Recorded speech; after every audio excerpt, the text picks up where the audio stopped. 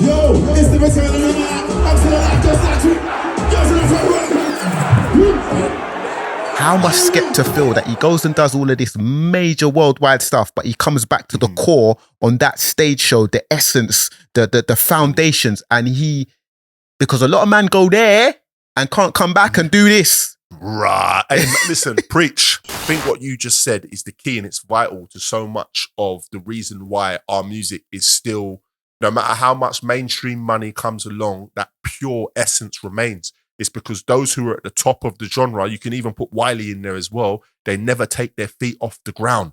They always tap back in with the core and the essence. At the end of the day, I will always champion the grime scene personally as being the DIY UK music genre. When things go a little bit down and nobody knows what to do, it's almost like you don't call the Ghostbusters, you call the grime scene to come and save the UK music scene. It makes me think that, like, if D-Double would have released his debut album around those times in like 03, 4, 5, 6 times, if he would be respected more than he is, because he's definitely respected as a stage show don, but maybe not as much as a recording artist. The conversations on site, SK Vibemaker, DJ Ness, me and you, we do this conversation, but do you know what? There are times that we ain't actually in the same building for like periods of time. We talk a lot, we have our meetings, and like I say, we do this sometimes. We're on the other side of the UK. He's right up north, and I'm right at the other side. I don't want to say south.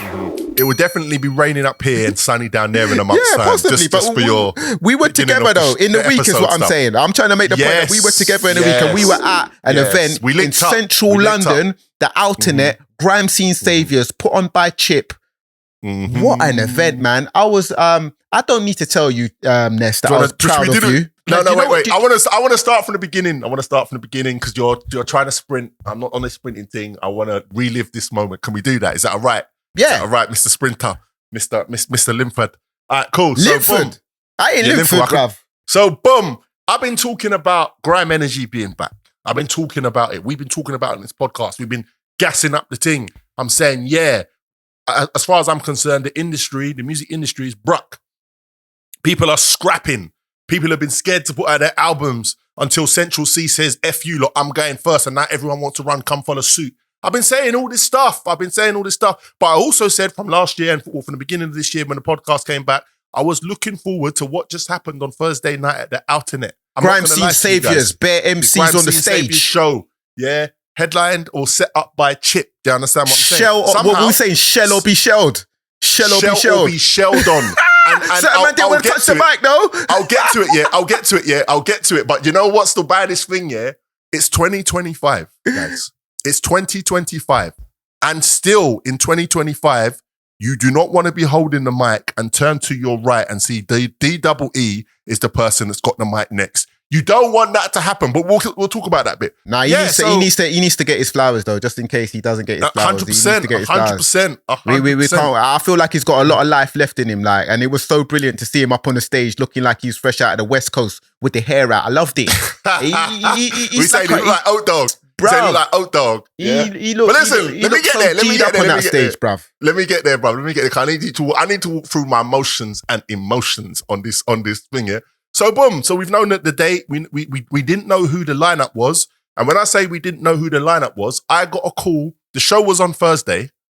I got a message on the Tuesday before, like, "Yo, ill." Cause obviously, I'm still ill in the grime scene. Do you want a DJ? And I'm like, no, not even. I said, ill, what are you on Thursday night? I said, what do you mean, what am I on Thursday night? I said, I'm coming to the show, bruv. He was like, yeah, do you want a DJ? So I didn't know, guys. I did not know until the Tuesday, a week before that I was playing. I didn't know. A new flyer got done. My name got put on there. So I had a week to prepare, bruv. In this week of me supposed to prepare in this set, yeah, because obviously it's been a long time since I played, you know what I'm saying, 100% UK music for 2.5 hours, yeah? I was sick. So you know what I'm saying? The kids are sick. I didn't have no time to prepare. So I've got to the stage. I've tried to get there early and I said, I'm going to get in the venue. I'm going to do sound check and then I'm going to go and sort my set out. But I'm giving myself an hour to sort my set out.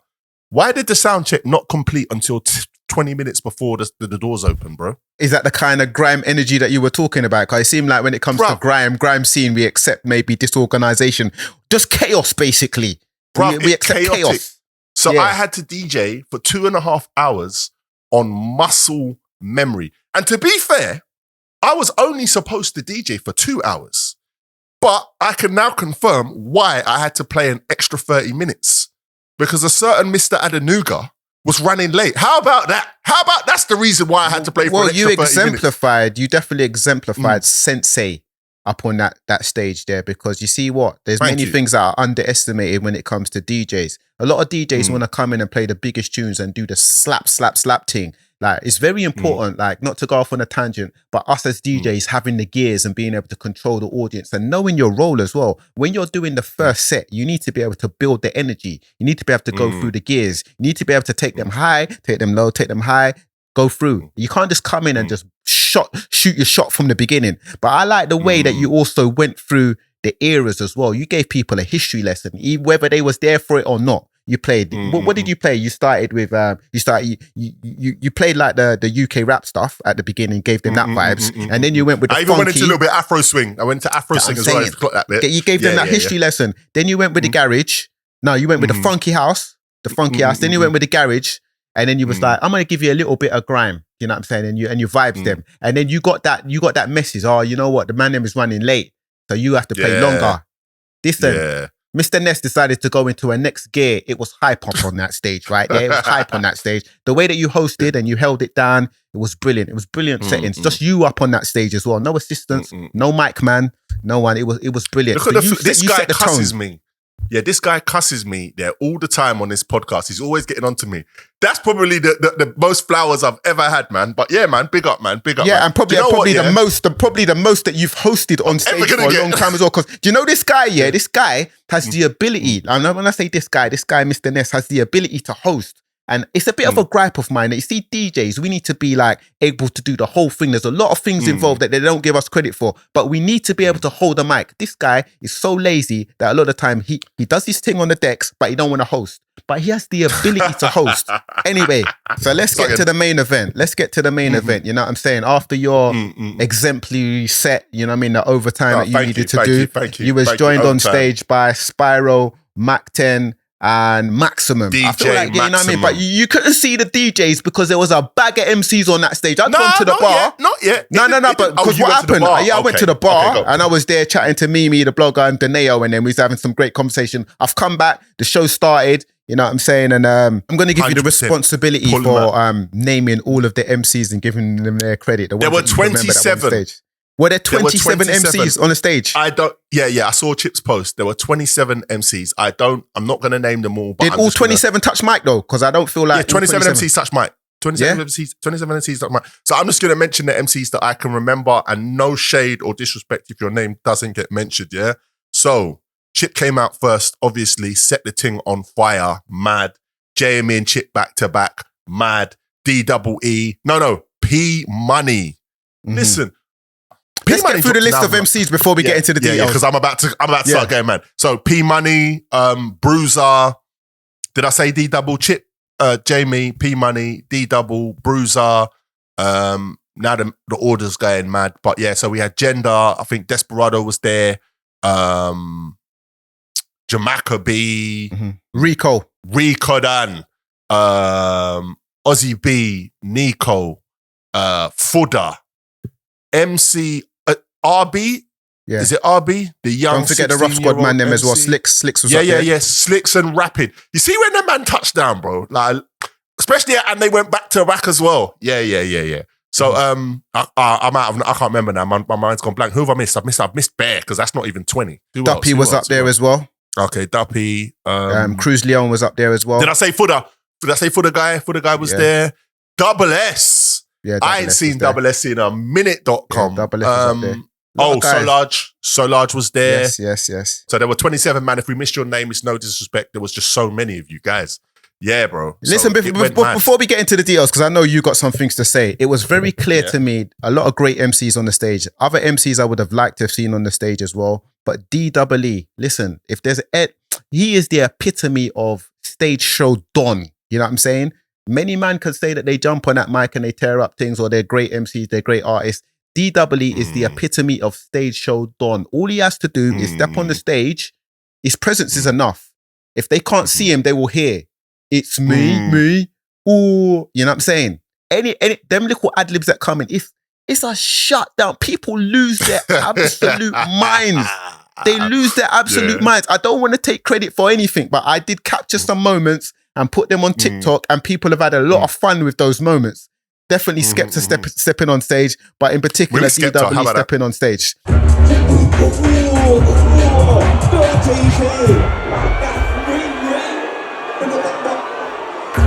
If you hear it's me, or head get mangled, then dangled to the side. To the side, just like I wear my kind. You know, think you're a big boy because you got a beard. You know what I'm saying? There's too many. There is absolutely too many. Like, for me, D-Double is just D-Double. Like, and it's like, once you see him on stage, there's just an energy in the room of when is he gonna touch mic? When is he gonna touch mic? And as soon as he touched mic with his ad-lib, bro, who else gets reloads off their ad-libs? Oh my God.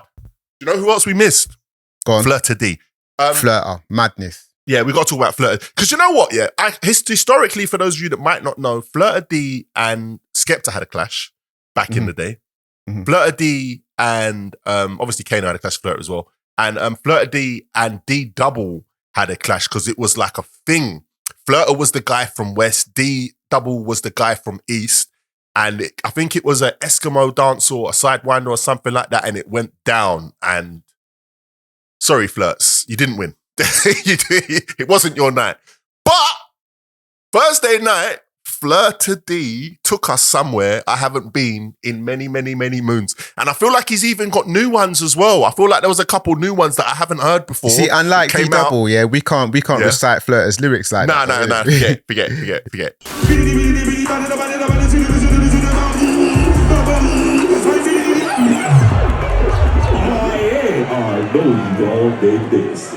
There's that guy. I mean, listen, I'm going to show my age. Do you remember a movie called Police Academy? Bro, you don't need to be an old man to remember Police Academy. What was that film used to come on summer every Christmas. Used to come on Christmas. Yeah. What was the name of that guy? He used to do the beatboxing and the sounds. God damn it, stop that! He's saying that's where Flirt's got his inspiration from. My man from Police Academy. But when Flirta goes into his bag doing sounds that only he's the only man on the stage that can do this. When he's in that bag and he reminds me of my man because he's the only man I've ever seen do what he did. And people love it. People love it. I think the biggest shutdowns of the night were definitely DWE, Skepta, and Flirta D. They were the biggest absolute shutdowns. Skepta's shutdown was disgusting. Him and Chip kind of going back to back, you know what I'm saying? Like Chip was spraying and then Skepta was crazy. Because basically Skepta was mad late. He was mad late, right? He thought the set was at like 1 a.m. or something. So he's thinking it's like a nighttime show. No, it was early. So he was mad late and he literally came in and I was standing on the side of the stage and I saw him walk in and the energy he walked in with, I said, I'm going on the stage. I need to see this. You get what I'm saying? He took the mic from Chip. Chip said to me, he was looking at the floor he was looking into the crowd when he was barring. And he said, and someone put their arm around him and he's like, who's got their arm around me? But he didn't want to stop his bar. And then he said he saw the crep and he said he knew whose crep it was. Skepta went inferno, blood. He hadn't seen him before that moment. No, he walked in the building and went straight to the stage and grabbed the mic. Okay, listen, let's insert the clip right here so you can see exactly what we're talking about. Yo, it's the return of the man. He went inferno, dog. Yeah, that was a moment. But it also you know what I mean? It was a great night. It was a great embodiment and example of stage show dons, grime culture, grime energy. And as much as I enjoyed that as well, I really did enjoy that. Like I enjoyed it. Like an hour and a half of absolute shelling on the stage and, you know what I mean, Mac 10 and Maximum. Epic night. You know what I'm saying? Maximum doing their thing. There's a couple of MCs I would have also liked to see on the stage with them as well. I feel like Kano up on the stage with them would have been, you know what I'm saying, would have been crazy. And I feel like would have gone down a treat as well, you know. KA blowing up road, you know what I'm saying? Like freaking, some manners don't like me. They tried to bad mind me, you know what I'm saying? When I spit to kill. Or Dizzy Rascal. The only thing Dizzy had to just do up on that stage is stop that, start that, get that what. that would have been an absolute madness. Dizzy being up on the stage as well. Wiley being up on the stage. Yeah, exactly. Wiley being up on the stage as well. Get him dirty like a baby diaper. Madness. Bare bars. Yeah, bare bars. But I would have loved to have seen those three guys up on the stage. Maybe even Tinchy Strider as well, man. I got things in boots. Yeah. That would have been lovely. Another MC that would have been brilliant to see up on the stage, but it probably wouldn't happen. But Big H would have been lovely to see up on the stage as well. Do you know what I'm saying? You're terrible. Press T. Press T would have been good to see Press T up on that stage as well. Yeah. I ain't seen President for a minute.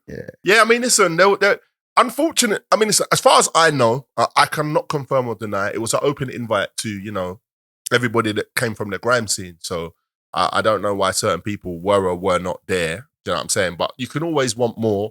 But I was overly content, I think is the word I'm looking for, with what we were served with. Do you understand what I'm saying? And I just feel like it bodes really well for the rest of the year. Do you know what I'm saying? I feel like DWE released a single on Friday. Chip released a single on Friday. I'm sure a lot of the man them are going to get their singles up and out and going. But I think this show, man, this show was something. It was something. And it was nice for me personally to be a part of it. But it was like, when you're in part of it and you're working, I'm not going to say I didn't enjoy it when I was playing, but it was work. Do you know what I'm saying? So now that I've stepped away and I've seen the fanfare, I mean, listen, we always say that our timelines are very different. My timeline has been crazy. I've been seeing so much of it and reliving it. And it's just good to see, man, because at the end of the day, I will always champion the grime scene personally as being the DIY UK music genre. Do you understand what I'm saying? When things go a little bit down and nobody knows what to do, it's almost like you don't call the Ghostbusters, you call the grime scene to come and save the UK music scene. Because let's not forget where we were in 2013 when Dan dropped German Whip. And then a madness ensued. Meridian Dan. You understand what I'm saying? Meridian Dan dropped it. And then a madness ensued and brought everything back. And I feel like we're back here again now at a point. But the good thing is that, as we touched on earlier in the episode, Skepta's got his own festival now. So if he wants to put the man them on, the platform to there. Let's see if RB, you know what I'm saying, really comes through and elevates in the way that people will expect him to. And if we have a crop of other MCs, because this is where I feel like we've been lacking, is the young energy and the new generation of artists coming through. We haven't seen that for a long time. A lot of these guys that we're respecting with the grime energy are OGs and have been around for a long time. Like a testament to DWE with the longevity as well. We're talking like Nasty Crew days, originating back in the early noughties, maybe the late 90s. D-Double has been spraying these lyrics for like 20 years, man. I go back to Anger Management 25. and Frontline. Some of these bars have been getting sprayed for 20 years plus, and it's a testament. People ain't bored of it. People love it. But you see with D-Double as well, as much as we're celebrating him as like the stage show Don, he released his debut album in 2018, Jackum. And it makes me think that, you see, like some of the other grime MCs who are respected and are maybe revered in like revered in an elevated respect, then D-Double, like Dizzy Rascal, Wiley, Kano, Chip, Tinchy Strider. Do you know what I'm saying? It makes me think that like if D-Double would have released his debut album around those times in like 03, 4, 5, 6 times, if he would be respected more than he is, because he's definitely respected as a stage show Don, but maybe not as much as a recording artist. Do you know what I'm saying? Whereas, like all the names mentioned, like, Kano release, Made in a Manor, not Made in a Manor, Home Sweet Home, Dizzy Rascal, Boy in the Corner. You know what I'm saying? Like, obviously Roll Deep released their albums, Wiley released Treading on Thin Ice. You know what I'm saying? So like these are albums that came out early. Even More Fire Crew, they had their album. Lethal Bizzle had his album. And I feel like as recording artists, many of those artists are respected in a different way to D-Double because he didn't put out the body of work. That's just something I think about. Do you think it would be different? For D-Double, would it be different if he released his debut album back in those times? It'd definitely be different. But I don't think that in the scene it would change anything in the scene, because I feel like the mainstream does an amazing job at blinding people. Like there's a song that I'm so mad I didn't get to play by the Streets called Blinded by the Lights. That was the one record that I missed on that night, because that record is spiritual, yeah? But the mainstream has a way of blinding people with the lights, you know what I'm saying, with everything that comes with being mainstream. And had D Double dropped Jackum 15 years earlier, it wouldn't possibly could have been the moment for him in a mainstream sense. But the bottom line is that by the time Kano drops Home Sweet Home in 2004 or 5, he's got DEE on there. I think he's on 2 tracks, but definitely on the Reloaded track. Yeah. And he's telling you, this is my favorite MC. D-Double's been your favorite MC's favorite MC before your favorite MC started to MC. Do you get what I'm saying? So in terms of the respect that he's got from within, you can't respect him any higher. Like, let's be real. Like, even the people that tried to clash him rate him. Do you understand what I'm saying? And hats off to anybody that dared to go in his direction, because it was long. It was like, long. He is there. Possibly the greatest UK stage show don. If he's not the greatest, he's definitely right up there. And there's some stage show dons, not just only in grime as well, because salute to like General Levy. Do you know what I'm saying? Okay. There was some UK stage show dons out here, you know what I mean? I mean, listen, as you said earlier in the episode, it does get subjective. But I'm more about the top floor, you know, the penthouse, rather than singling out one individual to be the greatest. And nobody stands above D-Double. Like, nah. No, like nobody. Do you get what I'm saying? I'm sorry, I don't care who you are. Skepta came through and had one of the moments of the night at the Grime Scene Saviours. It was such a moment because he came through at a time and he gave you every single like smashing. Like I don't think Skepta finished to 16. I don't think he finished to 16. I don't know if he got past an 8 on all of his lyrics. How do we paint a picture for our international listeners that have maybe never been to a stage show daunting or like a grime event? Like, how do we paint the picture of what you come to this thing and expect, Ness? Well, if you've seen the clip that you just posted, then you can just watch that. Aside from the clip, like let's paint the picture for them. No, but I'll paint a picture. So at its core, grime is sound system culture. So if you think back to the days of, you know, I don't know, African Bambaataa and Cool Herc, and when they used to take their systems to the park and they'd have somebody go out in front of the turntables and host the mic while the DJ cut and scratched. That's ultimately what we're doing without the cut and scratching. We're chopping, mixing and blending. Do you understand what I'm saying? And a lot of reloads. You have to understand the reload culture as well. But the power of the MC is a lot more than it was back then. So the DJ will, you know, play music, play vocals, but when we get down to instrumental time for the MCs to go and rock the mic, and when the energy rises too much, we got to do it all over again. It's just that simple. I think everybody should understand that the essence of a rewind or a reload. The tune gets pull up and the crowd goes crazy, and the MC. Imagine being up on that stage and be like the chills that you feel, because someone asked me as well, like, how must Skepta feel that he goes and does all of this major worldwide stuff, but he comes back to the core on that stage show, the essence, the foundations, and because a lot of men go there and can't come back and do this. Right. Hey, listen, preach, say that again. Yeah, bro. A lot of men there go there and they can't come back and do this stuff. I think the only person that could really answer that question is Skepta himself. I can't put myself in his shoes. I'm not an MC. But I think what you just said is the key, and it's vital to so much of the reason why our music is still, no matter how much mainstream money comes along, that pure essence remains. It's because those who are at the top of the genre, you can even put Wiley in there as well, they never take their feet off the ground. They always tap back in with the core and the essence. And it's an energy forget being the MC, as a fan that is unrivaled. Because listen, guys, I went to see, I remember seeing Alicia Keys in the O2 before. And when she sang Diary, I just remember getting this feeling. It was like a euphoric feeling, because that's one of my favorite records of all time. I remember going to see Lauryn Hill sing a song and getting a energy that it's just like, it's euphoric. Do you understand what I'm saying?